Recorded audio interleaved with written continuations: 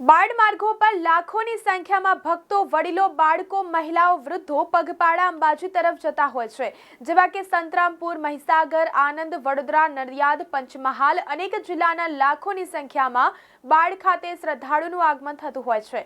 ત્યારે બાળ ખાતે ઠેર ઠેર વિસામાના કેમ્પો જોવા મળ્યા હતા।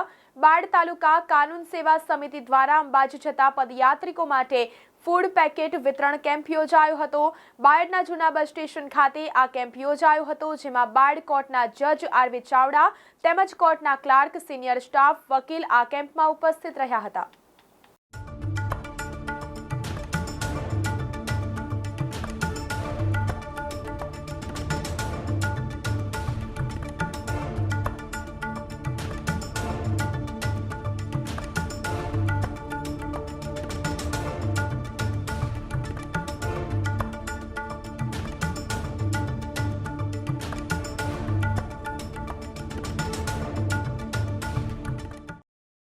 આજ રોજ નામદાર બાયડ પ્રિન્સિપાલ સિનિયર સિવિલ જજ સાહેબના આદેશથી અંબાજી જતા પદયાત્રીઓ માટે એક સેવાનું આયોજન કરેલ છે।